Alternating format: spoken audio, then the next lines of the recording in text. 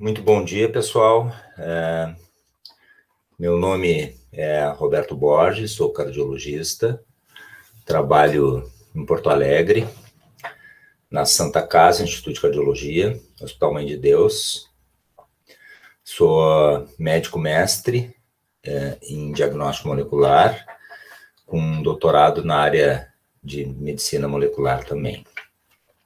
Muito bem. Trabalho bastante com insuficiência cardíaca e quero agradecer ao Dr. Humberto Azevedo pelo convite de trabalhar aqui com vocês e discutir algumas coisas sobre insuficiência cardíaca, ok? Então, nós vamos começar dando a definição do que é insuficiência cardíaca, que é conhecida como uma síndrome complexa, identificada por presença de sintomas potencialmente progressivos, como a dispneia, a fadiga, o cansaço, sinais clínicos, né, o exame físico como edema de membros inferiores, crepitações pulmonares, disfunção renal, e esse acúmulo de líquido pode se dar numa insuficiência cardíaca também na forma de ascite.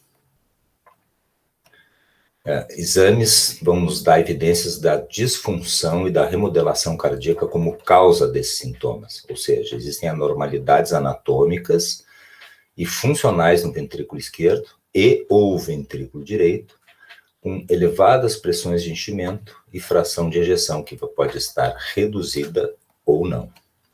Do ponto de vista hemodinâmico, a insuficiência cardíaca é um déficit funcional, ou seja, onde o coração perde função, no qual esse coração não pode bombear sangue para o resto do corpo a uma taxa que esteja dentro das necessidades dos tecidos, tá? Ou vai conseguir fazer isso apenas ao custo de altas pressões de enchimento numa fase mais compensada da insuficiência cardíaca. Muito bem, nós temos diversas causas de insuficiência cardíaca.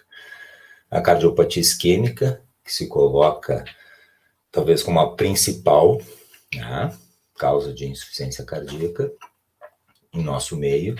Hipertensão, distúrbios genéticos, como a cardiomiopatia dilatada, hipertrófica, doenças infiltrativas de armazenamento e distrofias musculares, a doença valvular, que é uma causa comum, a toxicidade, cardiotoxicidade em pacientes em quimioterapia, por exemplo, os processos infiltrativos, como a gente falou, sarcoidose, amiloidose, hemocromatose, a disfunção relacionada por arritmias, como a cardiomiopatia induzida por contrações prematuras, e disfunções relacionadas a ataque a arritmias atriais, cardiomiopatia ventricular direita, arritmogênica, doença cardíaca pulmonar, cor pulmonar e sobrecarregando o lado direito do coração, processos infecciosos, inflamatórios, virais, como doença de Chagas, processos miocárdico imunologicamente mediados, shunting, né? Pericardite constritiva, alterações da idade, distúrbios nutricionais e estados de alto débito, como a anemia, por exemplo. E fatores que podem precipitar a descompensação aguda de uma insuficiência cardíaca crônica, né? Então, entra de novo aqui a isquemia, arritmias agudas que surgem para descompensar a insuficiência cardíaca, piora da hipertensão, agravamento da valvulopatia, medicamentos, né, que funcionam como gatilhos que vão produzir essa insuficiência cardíaca descompensada, interrupção, não adesão ao tratamento, alimentos sem restrição, indiscrição dietética, sobrecarga de, isso aqui que é gente que come de tudo, né? Sobrecarga de volume iatrogênica, uso de drogas, transfusão, infusão, né, de soro, consumo de álcool, atividade física aumentada, febre, anemia, problemas de tireoide, altas atitudes e gravidez.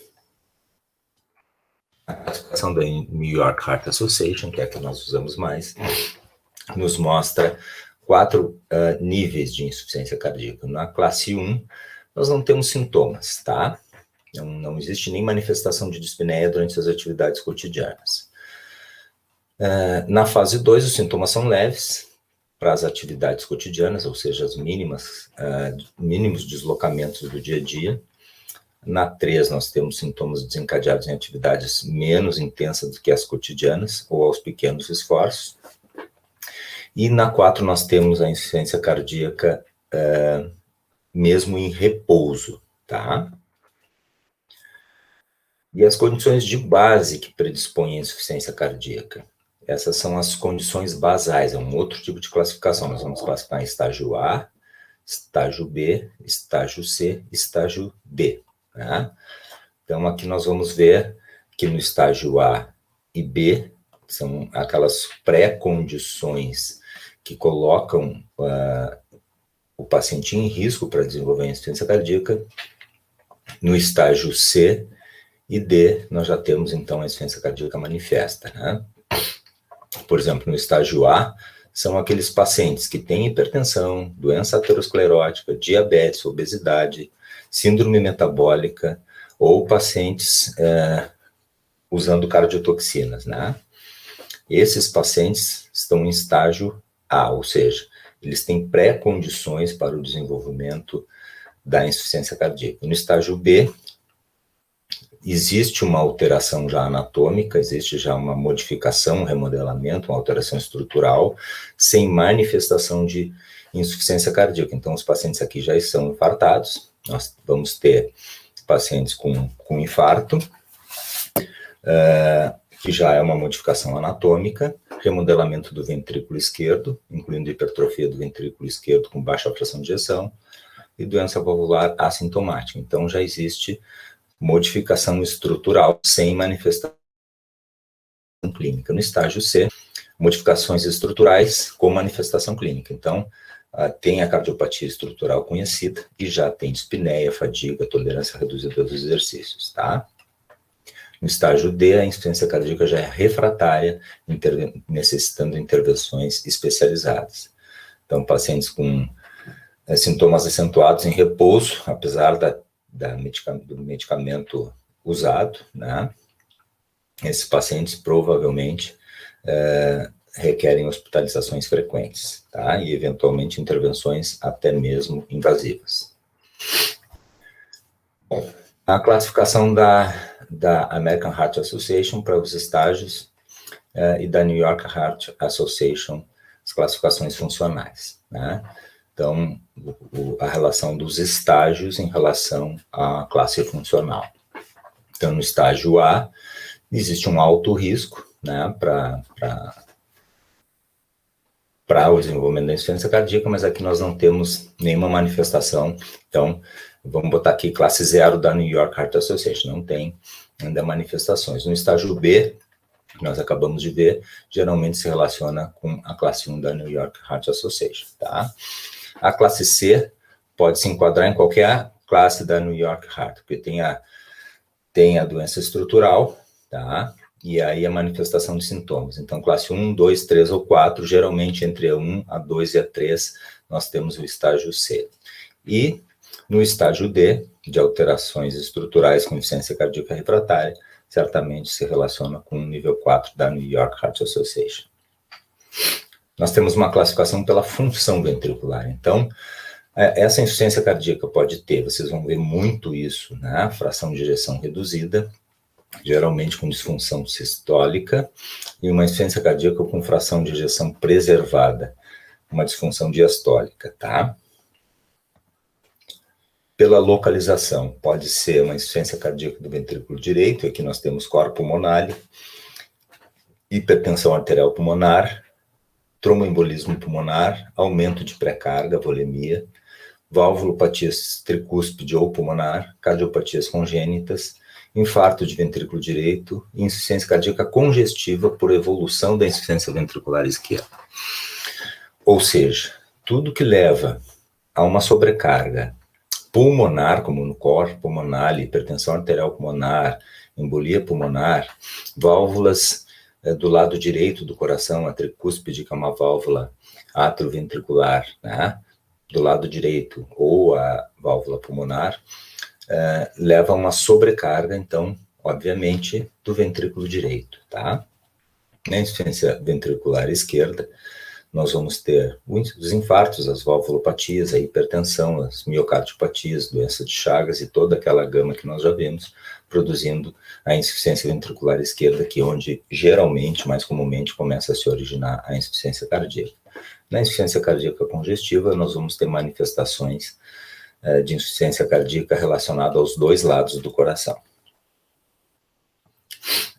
Os mecanismos fisiopatológicos envolvem mecanismos hemodinâmicos, neurohormonais, interações cardiorrenais, anormalidades do trânsito de cálcio, morte celular, apoptose e alterações da expressão gênica do coração. Então, as alterações da anatomia precedem as alterações funcionais, isso nós vimos, né? Os estágios vão, A, B, C e D, vão levando aos níveis 1, 2, 3 e 4, certo? Nessa fase, então, tem um enchimento ventricular adequado, com hipertrofia ventricular compensatória, produzindo um quadro de insuficiência diastólica. Por essa razão, tem uma preservação da função sistólica, a fração de ejeção se mantém acima de 50% nessa fase, ou seja, o débito cardíaco ainda está normal. O diagnóstico da insuficiência cardíaca nessa fase é mais difícil, né, por ausência ou manifestação de poucos sintomas. No entanto, já tem alteração dos mecanismos regulatórios neurohormonais e inflamatórios, tá? O gatilho das modificações das estruturas celulares e extracelulares desencadeia, então, o remodelamento ventricular, tá? Na insuficiência cardíaca com fração de ejeção reduzida, nós temos a disfunção ventricular, que é a falência do coração bombear sangue nessa taxa que a gente precisa nos tecidos, tá?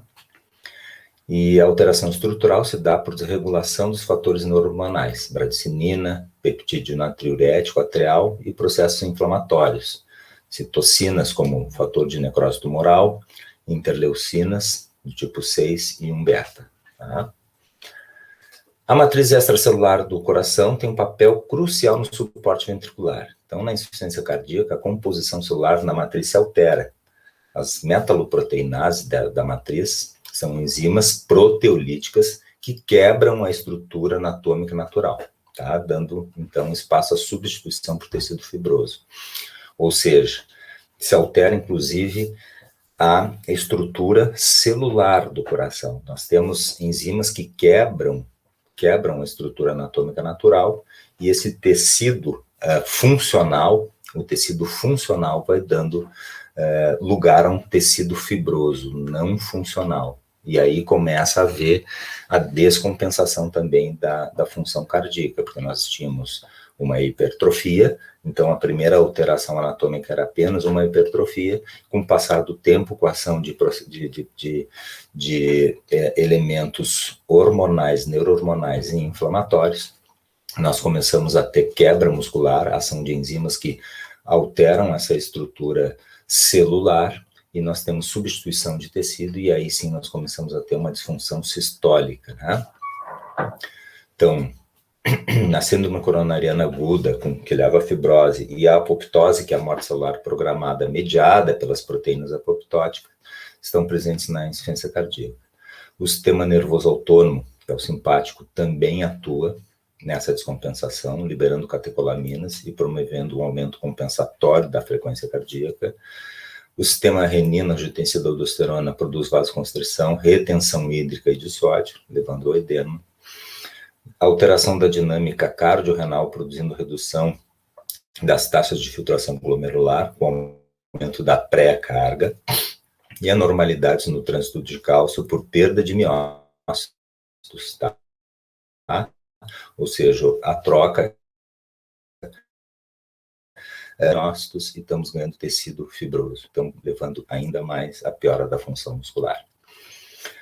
Então, o resumo desse algoritmo é mais ou menos exposto dessa forma. Tem um débito cardíaco reduzido, hipoxemia central periférica, ativação de citocinas por inflamação, sistema renina-angiotensina-aldosterona, ativação simpática, disfunção endotelial, liberação de endotelina e fator de necrose tumoral, e leva então à manifestação da insuficiência cardíaca.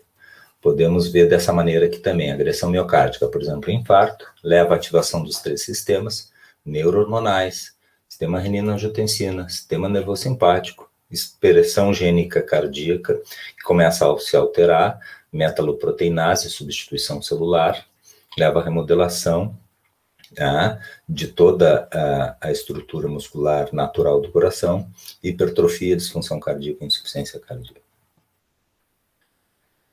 Muito bem, conceitos básicos na insuficiência cardíaca. A gente fala em pré-carga, pós-carga, nós temos que entender o que é pré-carga e o que é pós-carga, tá? Então, vamos para a base dos conceitos. Pré-carga. Pré-carga é a pressão de volume, tá? De sangue, né? De volume líquido no enchimento ventricular, exercendo tensão sobre as paredes relaxadas do ventrículo. Isso aqui a gente chama de pressão diastólica final. Então, o ventrículo entra em diástole, ele dilata, e todo o volume que entra ali é a pré-carga. É uma medida de volemia. Como o retorno é feito pelas veias, como você sabe, uma forma de medir a sobrecarga de volume é pela pressão venosa central. A pós-carga é a pressão sofrida pelos ventrículos durante a sístole. Então, aqui o volume era na diástole, tá? A pressão aqui é na sístole. Então, o aumento da resistência arterial, né? Ou seja, do sangue que está saindo do ventrículo, aumento da resistência arterial. Por exemplo, obstrução de uma via de saída, né? Da válvula aórtica. E a falência na contratilidade podem levar a um aumento da pós-carga, ou seja, uma sobrecarga contrátil sistólica. A redução da descarga sistólica, volume pós-sistólico, pode levar à insuficiência pré-renal por redução da perfusão das artérias renais. Vamos traduzir isso aqui. Se tu não consegue produzir um bom volume sistólico, uma boa contratilidade, teu coração está em falência, não ejeta sangue suficiente para suprir os tecidos, esse volume de sangue que eu estou injetando, essa carga sistólica que eu estou injetando, estou mandando para as artérias, entra em pouca quantidade na aorta e aos ramos da aorta, que são as artérias do corpo, vai chegar pouco volume nos rins, consequentemente, e esse pouco volume dos rins pode produzir o que a gente chama de insuficiência pré-renal, ou seja, por que pré-renal? Porque não é o rim que está entrando em falência, ele apenas está recebendo do coração um volume reduzido, e esse volume reduzido faz com que o rim funcione menos, por isso chamamos de insuficiência pré-sistólica. Um outro conceito que vocês vão ver muito é o mecanismo de Frank-Starling, que é muito interessante, é um mecanismo físico, basicamente, que se explica na insuficiência cardíaca inicial. Nesse momento, nós temos uma compensação que mantém a pós-carga e o débito cardíaco, tá? Nesse momento. Porque aí nós temos um aumento da pré-carga. Esse aumento da pré-carga produz estiramento de sarcômeros, que são as tiras musculares, tá? Nos miócitos, com aumento da pressão de enchimento. Então, vocês imaginem o seguinte. Existe um aumento da chegada de volume, tá? Nós temos um aumento da chegada de volume dentro do coração. Esse aumento da chegada de volume faz com que o ventrículo se encha mais, ele estira, né? Ele se estira para encher mais. Esse estiramento produz uma contratilidade na hora da sístole, uma contratilidade reflexa. Tá?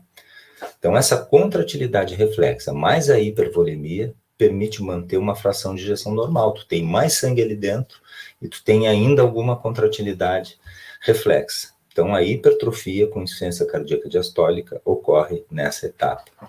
Vocês imaginem um balanço, tá? Eu gosto de fazer essa analogia do balanço. Eu falo disso para meus alunos, eles entendem muito bem. Quanto mais para trás tu joga o balanço, mais para frente, né, à medida que ele retorna, mais para frente ele consegue ir. Então, é o fenômeno do balanço. Quanto mais forte tu empurrar para trás, mais alto na ida tu consegue voltar. Né? Só que se tu não tiver nenhum mecanismo para manter isso, que é aquele joguinho de corpo que a gente faz, imaginem fazer isso sem o jogo de corpo. Com o tempo, vai perdendo essa força, né? E o balanço para, ou seja, o coração vai perdendo força. O que faz com que esse mecanismo de Frank-Starling se mantenha, vamos dizer, ativo, são medicamentos, as drogas que são aquele nosso joguinho de corpo na brincadeira do balanço, tá bom? Então, o mecanismo de Frankenstein é isso, tu estende, tira a fibra muscular, dilata essa fibra e, consequentemente, o balanço volta, ou seja, a contratilidade vem e produz ainda uma fração de ejeção do débito cardíaco normal no início da insuficiência cardíaca. Bom, então, alguns conceitos importantes na insuficiência cardíaca, nós temos aqui débito cardíaco, são conceitos básicos, e fração de ejeção. Débito cardíaco é o volume de sangue injetado pelos ventrículos por minuto. É um cálculo simples que envolve a frequência cardíaca vezes o volume sistólico injetado. O normal é em torno de 5 litros por minuto. E, como exemplo, nós temos aqui uma frequência cardíaca de 70 batimentos por minuto, um volume ejetado, que é o volume que o coração jogou para fora, né, ao terminar de contrair, de 70 ml. Então, 7 vezes 7, 49, 4,9 litros por minuto, praticamente normal. A fração de ejeção é a porcentagem de sangue bombeada pelos ventrículos a cada batimento. Ela vai depender do volume sistólico final e do volume diastólico final. O volume sistólico final é aquele volume residual de sangue que fica no ventrículo no final da sístole, ou seja, quando ele termina de contrair, quando o coração termina de contrair, é aquela quantidade de sangue que ficou dentro do ventrículo. E o volume diastólico final é o volume no ventrículo ao final da diástole, ou seja, todo o volume dentro do ventrículo esquerdo quando ele está dilatado, quando ele está em diástole. A fração de ejeção é o volume diastólico final menos o volume sistólico final sobre o volume diastólico final. Então, por exemplo, um volume diastólico final de 100 ml, todo o volume de sangue que está dentro do ventrículo ao final da diástole, menos o volume sistólico final, ou seja, ejetou 60 e ficou 40, né? O volume sistólico final 40. Né? Então, 100 menos 40, 60 sobre 100. Fração de ejeção, 60%, está acima de 52%, está normal. Manifestações clínicas. Então, na insuficiência cardíaca restrita ao lado esquerdo do coração, nós vamos ter por sobrecarga retrógrada, né, do lado esquerdo para o pulmão, portanto, né, edema pulmonar, dispneia e ortopneia. Na insuficiência cardíaca direita, então, por sobrecarga de volume, né, o volume chega pelas veias até o lado direito do coração, então nós vamos ter uma sobrecarga venosa, retrógrada, levando para os tecidos essa congestão e, eventualmente, extravasamento com ascite, com efusão pleural e edema de membros inferiores. É sempre melhor entender, né, do que simplesmente decorar. Então, o sintoma mais comum é a dispneia, um sintoma inespecífico, muito presente. A maioria dos pacientes está relacionado aos esforços e é o motivo mais comum de procura de atendimento médico em pacientes com insuficiência cardíaca.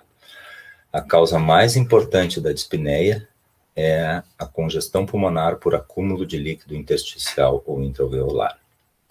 Outros sintomas aqui, fadiga, dor torácica, caquexia, perda de peso, desnutrição, distúrbio cognitivo, distúrbio de humor.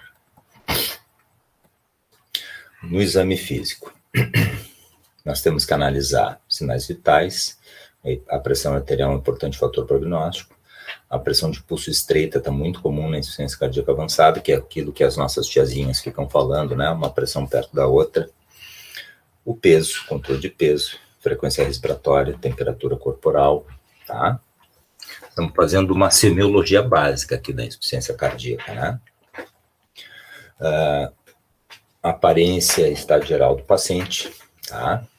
Frequência cardíaca e ritmo, 30% dos pacientes com insuficiência cardíaca têm fibrilação atrial, que é a arritmia mais frequente no nosso meio. Veias jugulares com turgência na insuficiência cardíaca, sempre lembrem que as veias levam o sangue de volta na insuficiência para o ventrículo direito, né? Então, se tem insuficiência cardíaca direito, vamos ter turgência de veias, inclusive jugulares. Ausculta pulmonar, crepitações na insuficiência cardíaca. E a ausculta cardíaca é aqui a pedra angular do exame físico, tá? Porque vai nos dar ritmo, regularidade, frequência, se tem galope, muito comum, B3 em insuficiência cardíaca, sopros por valvulopatia, intensidade das bolhas. O abdômen, nós podemos aqui observar presença de ascite, né? Piparote positivo, edema de membros inferiores e avaliar a perfusão periférica. Diagnóstico da insuficiência cardíaca, nós vamos levar em conta aspectos da história familiar, de doença cardiovascular, comorbidades associadas e posições relevantes. Sintomas de dispneia, ortopneia, dispneia paroxística noturna, bendopneia, que é a falta de ar ao nos inclinarmos para frente, edemas, fadiga, disfunção cognitiva, depressão dor torácica, distúrbios do sono. Exame objetivo, aparência, sinais vitais, distensão jugular venosa, avaliação pulmonar, avaliação cardíaca, avaliação abdominal, avaliação das extremidades, perfusão e edema. E os exames, né? Raio-x de tórax, eletrocardiograma, ecocardiograma, dosagem do BNP, consideração de testes de biomarcadores adicionais, e aqui exames mais avançados de imagem, né? Cateterismo, ressonância, estudos hemodinâmicos, capacidade ao exercício, com teste de esforço e teste cardiopulmonar, e, em último caso, biópsia cardíaca. Então, na avaliação inicial da insuficiência cardíaca, uma boa anamnese, um bom exame físico, uma boa semiologia, vai nos trazer uma boa suspeita da presença da insuficiência cardíaca na maioria dos casos, tá? Já estamos fazendo diagnóstico por aqui. O eletro nos permite observar sinais de sobrecarga, presença de arritmias, bloqueios ou até isquemia, tá? Como potenciais causas de insuficiência cardíaca. Raio-x de tórax avalia a presença do aumento da silhueta cardíaca, né, do coração e dos vasos da base, presença de congestão pulmonar, derrame pleural, e fazer o diagnóstico diferencial da dispneia, né, se tem uma pneumonia ou outras patologias aí. O ecocardiograma, que é um exame fundamental, porque nos dá uma análise anatômica funcional e funcional, né, anatômico-funcional, que nos dá dados como volume sistólico, diastólico, massa das paredes do septo, fração de ejeção, presença de alterações da contratilidade segmentares ou global do ventrículo esquerdo, aspecto das válvulas, um potencial causa de insuficiência cardíaca. Dosagem do peptídeo natriurético, BNP, nos casos de diagnóstico incerto, como presença de sintomas inespecíficos, né, dispneia, como nós já vimos, a insuficiência cardíaca aguda e na avaliação prognóstica, no prognóstico da insuficiência cardíaca, tem uma correlação de dose com prognóstico, tá? Os exames laboratoriais fundamentais, hemograma, pode nos mostrar anemia, polistemia, processos infecciosos, inclusive como causa de insuficiência cardíaca de alto débito, dosagem de ureia e creatinina para avaliar a função renal, enzimas hepáticas, ferritina, eletrólitos, glicemia aglicada em pacientes com diabetes, lipídios, colesterol e triglicerídeos, hormônios da tireoide e exame de urina. Muito bem. Aqui nós temos os fatores de Framingham modificados para avaliar clinicamente, né, com base clínica, a suspeita da insuficiência cardíaca. Então, essa avaliação clínica inicial. Se nós tivermos 2 critérios maiores, tá? Ou um maior e 2 menores, nós temos um deslocamento aí para o lado direito da régua de Bayes, tá? E que nos dá uma possibilidade pré-teste, porque aqui nós estamos fazendo análise clínica ainda sem exames. Então, se nós tivermos aqui, entre os maiores, dispneia paroxística noturna, ortopneia, pressão venosa jugular aumentada, estertores pulmonares, terceira bulha, cardiomegalia, né? Edema pulmonar, perda de peso em 5 dias, em resposta ao tratamento da insuficiência cardíaca, nós temos aqui, esses são os critérios maiores.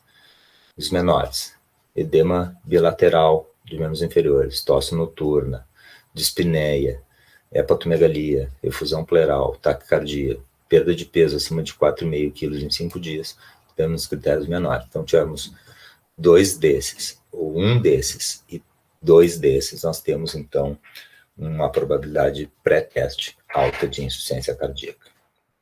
O BNP ou NT-proBNP nos auxilia no diagnóstico da insuficiência cardíaca, nos dá também uma avaliação da resposta terapêutica, à medida em que ele cede, nós estamos tendo boa resposta, e nos dá o valor prognóstico dose dependente. A troponina, a maioria dos pacientes com insuficiência cardíaca tem níveis de troponina elevada, né? Mesmo sem qualquer isquemia óbvia, tá? Agora, elevações maiores, sim, sugerem uma lesão, necrose de miócito em curso, então uma síndrome coronariana aguda, e está associada com piores desfechos clínicos, inclusive mortalidade. O exame fundamental é o ecocardiograma transtorácico, que nos permite fazer uma avaliação funcional, tá? Sistólica e diastólica, e também anatômico, né? Nos dá indicativos de etiologia e da cronicidade da insuficiência cardíaca através da avaliação do espessamento da parede ventricular, do grau de dilatação das câmaras e através da presença ou não de anormalidades da contratilidade regional. Na insuficiência cardíaca direita, nós podemos observar a presença, isso está associado a pior prognóstico. Pode guiar a terapia, né, através de medidas quantitativas da pressão arterial pulmonar, na suspeita de hipertensão arterial pulmonar, e na avaliação da pré-carga. Como vocês sabem, pré-carga está relacionada a volume, por isso, volume é o que retorna para o lado direito, e aí nós usamos as veias que fazem esse retorno, medindo a pressão venosa, e a pressão venosa central é uma medida de pré-carga. Também nos dá avaliação da presença de hipocinesia, acinesia ou alguma discinesia em segmento do ventrículo esquerdo ou do músculo de forma global. O cateterismo é um método razoável para avaliar a elegibilidade de revascularização por angioplastia ou cirurgia cardíaca, quando a insuficiência cardíaca pode ser atribuída à insuficiência coronariana, tá? Que é uma das principais causas de insuficiência cardíaca. Os preditores mais poderosos de prognóstico em pacientes isquêmicos, tá? Ou seja, aqueles pacientes que têm má evolução, são aqueles pacientes com história de um infarto miocárdico prévio ou revascularização com estenose de 75% ou mais do tronco da coronária esquerda, de um segmento proximal da descendente anterior esquerda, estenose de 75% ou mais de 2 ou mais vasos epicárdicos, e a gravidade da disfunção ventricular. Então, lesões proximais, lesões muito graves, lesões de tronco, disfunção do ventrículo esquerdo em pacientes isquêmicos são achados que indicam mau prognóstico, má evolução e alta mortalidade. Não invasivamente, nós temos exames que nos dão uma avaliação também da perfusão miocárdica, da situação da presença de isquemia ou não desses pacientes. A cintilografia miocárdica e a ecocardio de estresse utilizam um estresse físico ou farmacológico a fim de avaliar déficits perfusionais, isquemias, que é o caso da cintilo, ou funcionais segmentares, que é o caso do ecocardiograma de estresse, desencadeados nessas situações, tá? Avaliam a presença de isquemia ou fibrose já miocárdica e a viabilidade, ou seja, se é viável intervir nesses pacientes. Em pacientes que se apresentam com insuficiência cardíaca, de novo, e naqueles que têm doença arterial coronariana conhecida sem angina. Permite o diagnóstico etiológico da insuficiência cardíaca, tá? Permitem avaliar também a função ventricular através de uma análise anatômica e do cálculo da fração de ejeção, da contratilidade e do espessamento das paredes. A ressonância magnética é um outro método de imagem que nos dá dados precisos sobre o volume ventricular esquerdo, a fração de ejeção, e pode ser útil quando a ecocardiografia, que é um exame mais, vamos dizer assim, custo efetivo, né, se mostra inadequada. Útil para avaliar potenciais cardiomiopatias infiltrativas, como amiloidose e sarcoidose, e com o surgimento da ressonância nós aumentamos aí o diagnóstico e a detecção de cardiomiopatias infiltrativas, e quando a causa da insuficiência cardíaca não está bem clara, né? O realce tardio com gadolínio, nos adiciona informações em relação ao prognóstico com arritmia ventricular, eventos vasculares e risco de mortalidade. A capacidade de exercício com teste de caminhada de 6 minutos e o exercício cardiopulmonar são exames não rotineiros, mas podem também ser úteis para determinar a contribuição relativa de causas não cardíacas em comparação com as pulmonares na limitação funcional, tá? O teste cardiopulmonar é muito usado naqueles pacientes com insuficiência cardíaca terminal que são candidatos ao transplante cardíaco.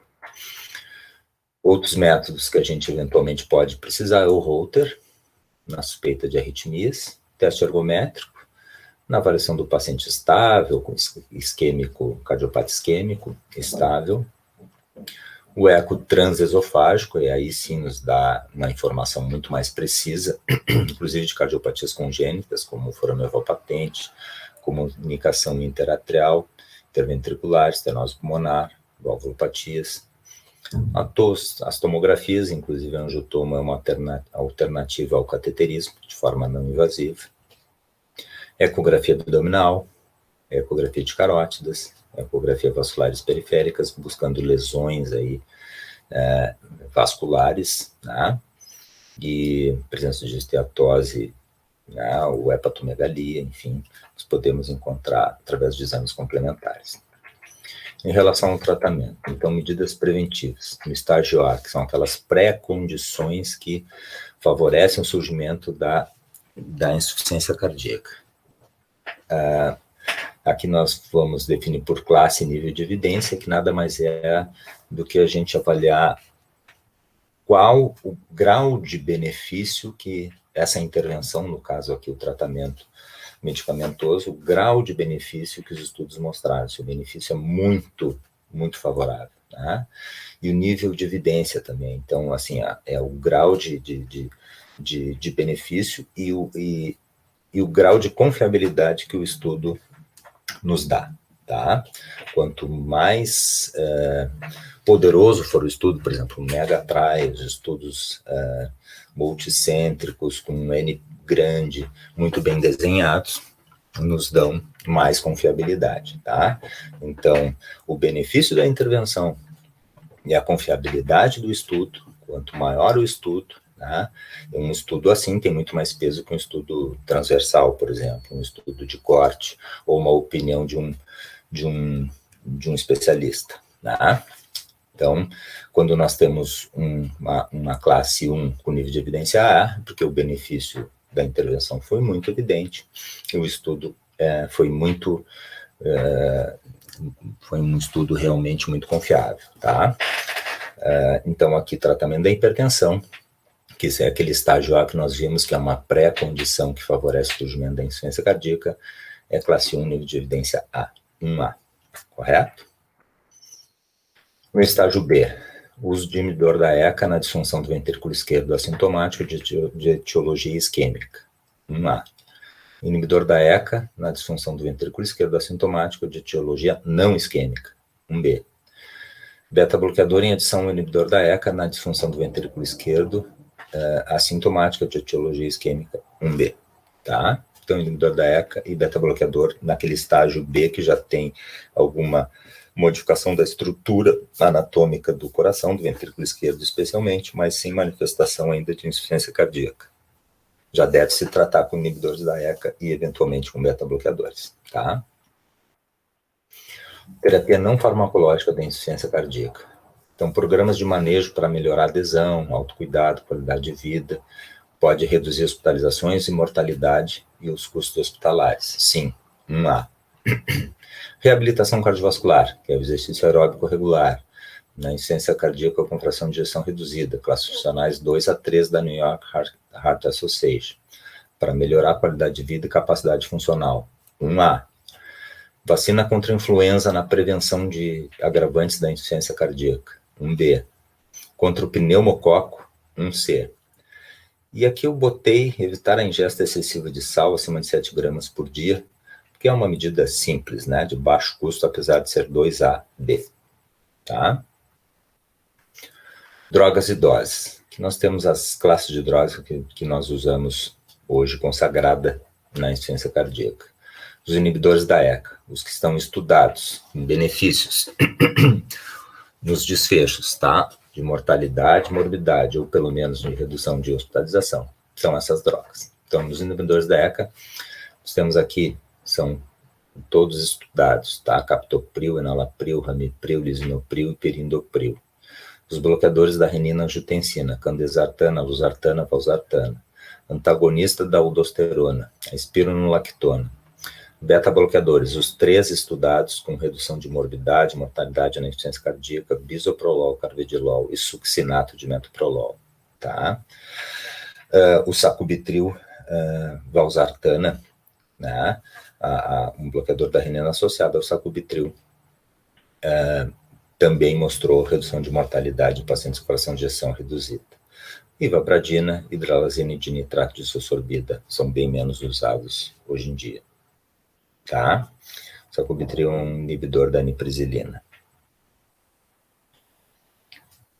As drogas que atuam sobre o sistema renina-angiotensina-aldosterona e o sistema nervoso autônomo, tá? Principais drogas na insuficiência cardíaca. Então, aqui, ó, recomendações para os inibidores da ECA e BRAS. Para inibidor da ECA para disfunção ventricular esquerda sintomática, reduz morbidade e mortalidade.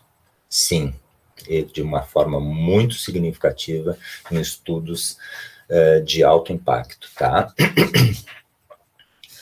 BRA, para disfunção ventricular esquerda sintomática, insuficiência cardíaca, tá? Nos pacientes que não toleram o inibidor da ECA, podem reduzir morbidade e mortalidade. Sim, tá? De forma muito evidente em estudos muito consagrados.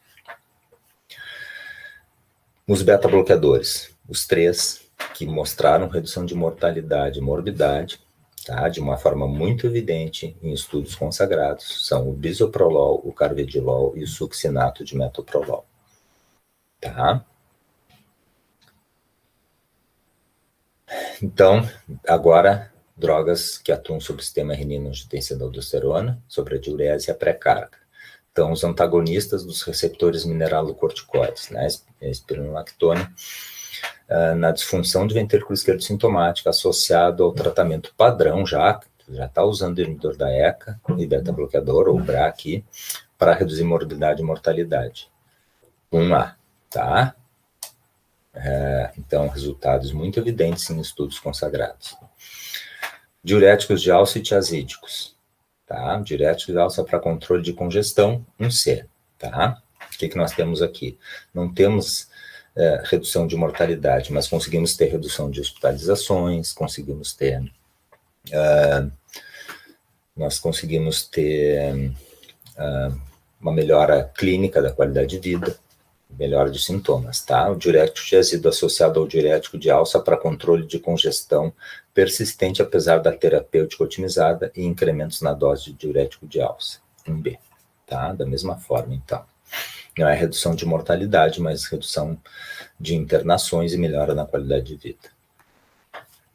Estudos recentes, RATE-AF, Paradigm-AF, tá?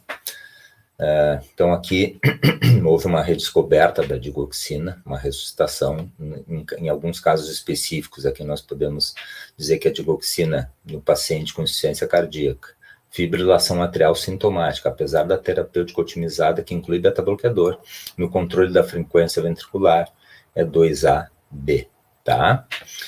Então, nós não temos, assim, um benefício clínico tão evidente, e os estudos ainda são relativamente recentes, precisam de confirmação, né, de reprodução, para a gente ter uma classe maior de indicação e ter melhores níveis de evidência, assim, em relação até aos resultados e a melhora desses pacientes, tá?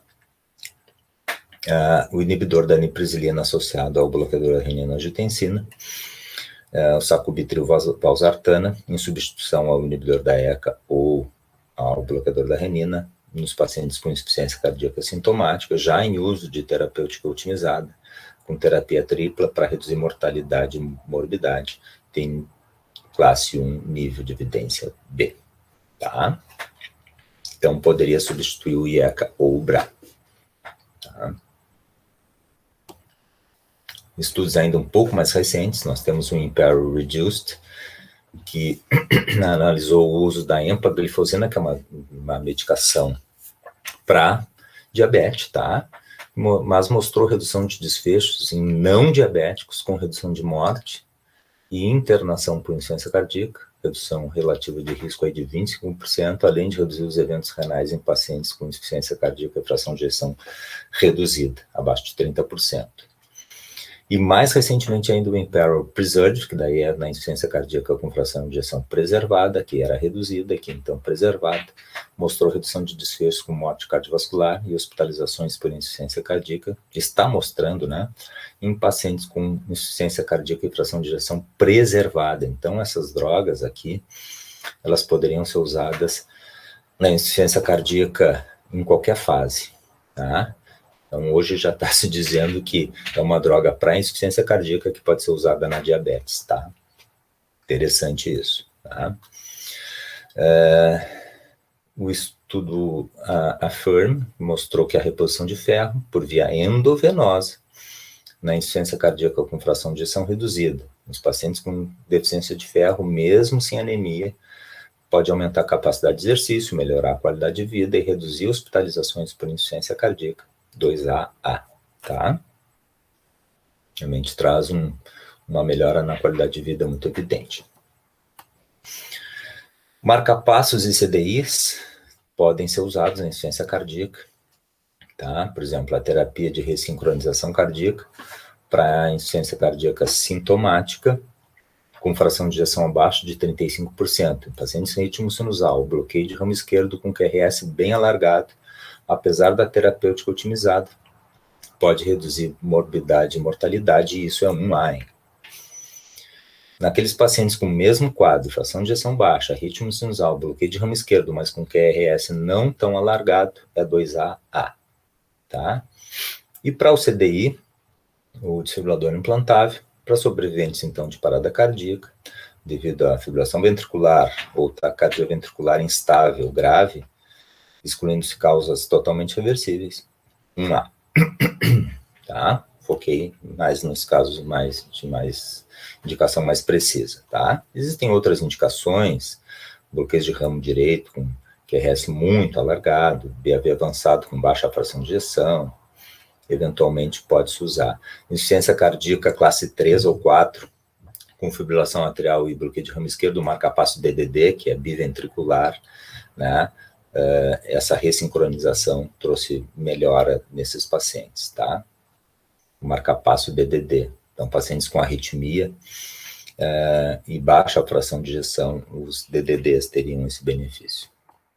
No paciente grave, paciente de UTI, choque cardiogênico, aí drogas ou procedimentos com ação inotrópica, antiarrítmica, vasoconstritor ou dilatador, aí conforme a necessidade, vamos esfriar ou aquecer, né? Ação diurética, aumentando ou reduzindo as cargas, pré e pós-carga, nós temos aí uma série de drogas, como a dobutamina, dopamina, o onrinônio, levetiracetam, nitroglicerina, furosemida, mildarona. Essas drogas, dependendo da dose, elas podem produzir mais efeito inotrópico ou cronotrópico, vasoconstritor ou vasodilatador. Pacientes numa situação crítica de falência ventricular, pode-se usar o balão intraórtico, que é um procedimento invasivo, de liberação da via de saída do ventrículo esquerdo, permitindo uma maior carga sistólica. Então, um recado final para o novo tratamento da insuficiência cardíaca. Vocês viram aquela lista de drogas lá, ela está se modificando, tá? Num pequeno resumo aqui, a gente deve lembrar, vou deixar para vocês esse lembrete, que a gente deve usar quase sempre, tá? Essas drogas, pode-se usar aí digoxina eventualmente, marcapassos de DDD, enfim, né? Dependendo do caso. Mas, no nosso dia a dia, nós vamos incluir quase sempre o inibidor da SGLT2, que é a empaglifosina, aqueles dois estudos que eu mostrei para vocês, ou até mesmo a dapaglifosina. Beta-bloqueador, seja o carvedilol, bisoprolol ou metoprolol. O inibidor da aniprisilina com bloqueador da renina-angiotensina, que é o sacubitril/valsartana, ou aqui o inibidor da ECA. Diuréticos, aí mais os antagonistas mineralocorticoides, furosemida com espironolactona, tá? Essas drogas vão ser muito comuns na prescrição do dia a dia da insuficiência cardíaca de vocês. Então, fizemos uma bela revisão aí de aspectos semiológicos, fisiopatológicos, clínicos, diagnósticos e terapêuticos com fundamentos básicos da insuficiência cardíaca. Tá bom, pessoal? Foi um prazer, uma honra. Bom curso aí a todos. Um abraço.